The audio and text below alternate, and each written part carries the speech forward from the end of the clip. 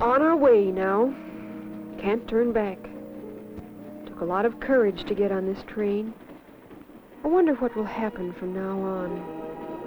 I wonder. A lot has happened in the last year. Our first year of marriage. Gee, we got a good start. I remember coming home from a wonderful honeymoon. We were so fortunate. Our housing problem was taken care of. Pete's mother owned a 2-family house. She was a widow and lived upstairs, and we were going to live downstairs. Pete had a good job, worked in the same plant as my dad. But Dad didn't introduce us, though. We met at the church.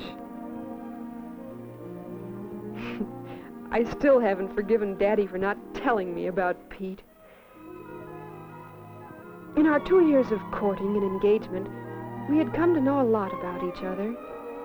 And we had learned to love each other in a way that stood the test of, well, 2 years' time anyway.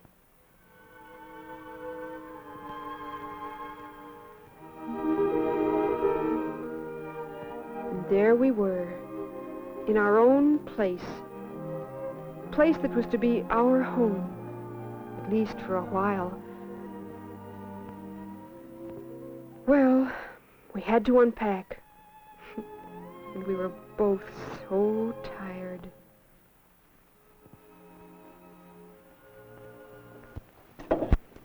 Dotty. Duchess, Madam, here, seat thyself in royal splendor while I shall get thee thy royal cup of coffee.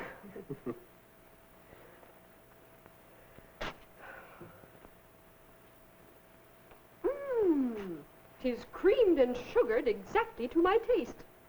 Thou shalt be my royal brewmaster for evening coffee from this day forward.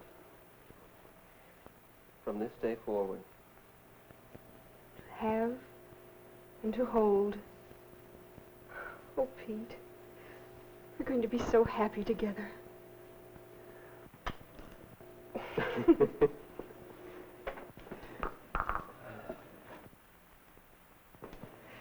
I feel so comfortable with you. I feel like I can take my shoes off.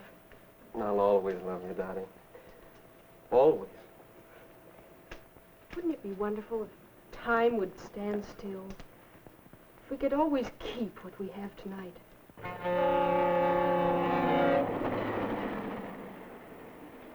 From the beginning, we were learning to live together and to love together, learning to adjust different sexual responses. But time doesn't stand still, and marriage is far more than loving together and enjoying companionship. It's making decisions together, and we had to learn to plan as partners. That first Monday morning, I was so proud of my man going out to earn a living for us. And Pete was so proud of me, cooking our first married meal. Then, suddenly, it was time for Pete to go to work. He said he didn't want to go, but he was a responsible married man now. Well, when you marry, you have to adjust to many changes.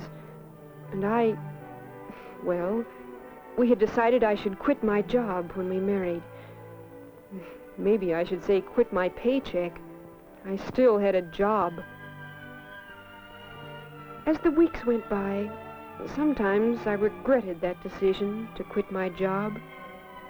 For one thing, I missed those paychecks. And staying home was hard. It was an adjustment I had to work out.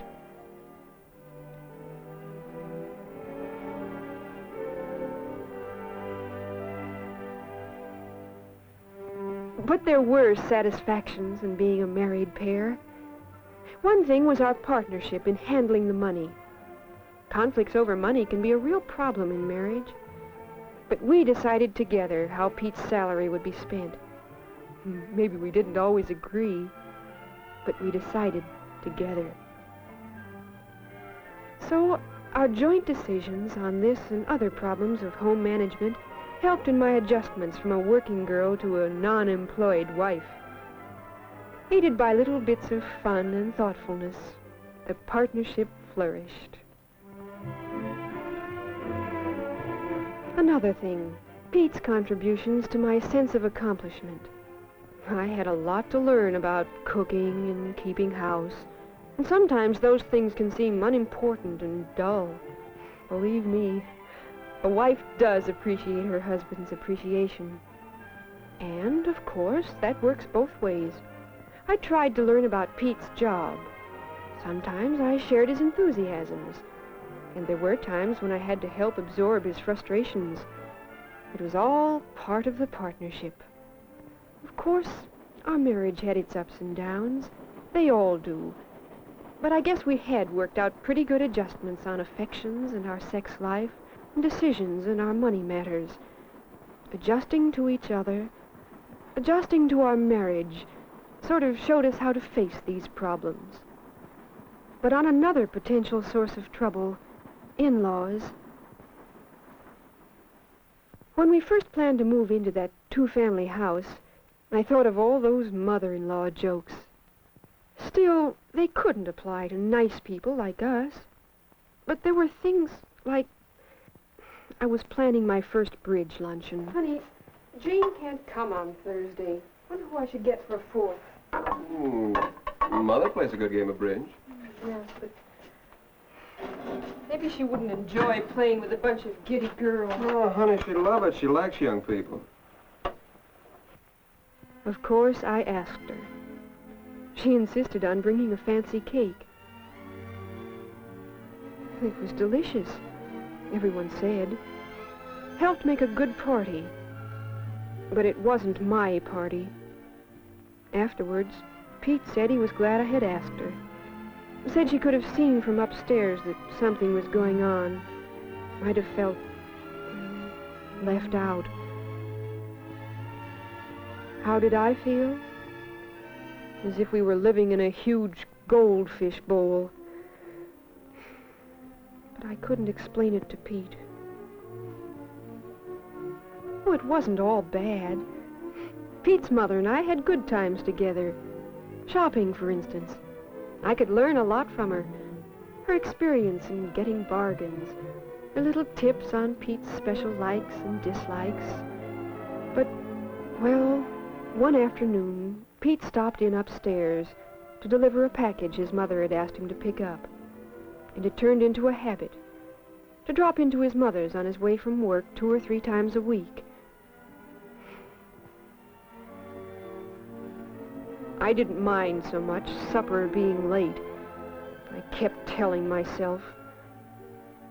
But somehow, it seemed on those nights, we always got into an argument, sooner or later.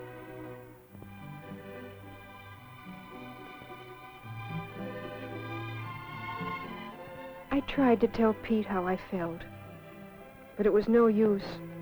He'd just get sore and make some crack about my family. I thought my family was pretty wonderful. Why, Dad and I were real pals. We talked things over. About Pete's mother, I mean. Dad could understand. So could Mom. We had some good chats together on Saturday afternoons when Pete would play golf. It was a joy to see the way Mom and Dad understood each other, anticipated each other's needs, sometimes without a word being spoken. They had really grown together in their marriage. Why couldn't we? Well, in more ways than one, it was a long fall and a cold, hard winter. Meanwhile, we were still working out other adjustments together. Little things. My serving liver and learning to enjoy it because Pete liked it so much. Big things. Pete's realizing that a wife still likes to go out once in a while, and remembering the anniversary of our engagement with tickets to a special show he knew I'd been wanting to see. Married life isn't all Hollywood moonbeams and honeysuckle, but but it can be mighty satisfying at times. Came spring, and my first spring house cleaning. And, well, it was Pete's mother. It wasn't that she criticized me, or even told me how to do things. But somehow, whatever I did, she did too. But in a different way. And it seemed to me she always thought her way was better. There were so many little situations that probably wouldn't have mattered if we hadn't married her. And mad.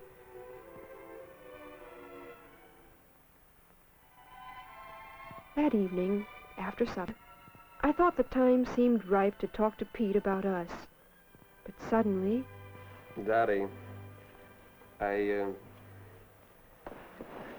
got a surprise in today's mail. An offer of another job. Wonderful job. But way over in Central City. Let's talk it over. It's time we get away. Do something really decisive about the influence of your parents on our marriage. My parents? Now, listen to me all the way, honey, before you get mad. It's time we've got to talk this thing out. You don't know what it's like working in the same plant as your wife's father. Dad likes you, Pete. He's done so much for you. Oh, sure he has, dear. I know. Your dad's been swell. Try to understand me. It means so much to have you understand. Golly, if you feel that way, Pete, just do. There must be reasons. Well, they may not seem very important to you. Tell me, Pete. Things like, well, when I got that promotion in December, you said how grand it was of your dad to help. I mean, praising me to the boss and all. Oh, I felt as though I earned that raise myself. And stories of influence like that didn't help me with the other fellas. And then you appreciated your dad's efforts. I wanted you to appreciate mine. Oh, Pete. Darling, how could I have been so stupid? And it hurt when you carried our family troubles to your folks and spoke of their house as home and compared us with your folks. I understand. Come to think of it, Pete, I suppose part of me never really did get married. How could I really build our marriage with part of me wanting them to approve everything I did? Oh, Pete. Gosh, what a difference when you see the other fellow's point of view. When you recognize that you aren't the only one with problems. But we did have to face the other issue. It was hard telling Pete about his mother so he wouldn't think of it as a counterattack. He tried to understand, and I tried to be fair about it. I could see that I'd been on the defensive. I hadn't understood that a widow might sort of need a man around the house. And Pete said that he needed, that both of us needed to grow up more, needed to grow away from our parents a bit more. We've grown up a lot just tonight, haven't we, hon? When we can talk our troubles out this way, we're really growing up and growing together. Sure helps a lot when you can bring things out in the open, talk them out together. How do you feel about Central City, hon? I would like to get away to a new job, be out my own. And it is a big change, and maybe we don't need to run away from our parents now. Wouldn't be running away. You really want that new job, Pete? And that's what we want. Yes, it's a big change. New friends, new home, church, new adjustments in living. There'll be other problems ahead, bigger problems. But it'll be the two of us, working together. Hey. Hi, where have you been? Talking to the conductor, trying to get Pullman accommodations. And I got them. Oh, see, Pete. You're thoughtful. Hey, Duchess, what am I doing on this seat? Pete and I will both miss our folks. All of them. The grandmothers would have made good babysitters. Wherever Pete's job takes us, even back to our hometown, I know we'll work things out together as partners.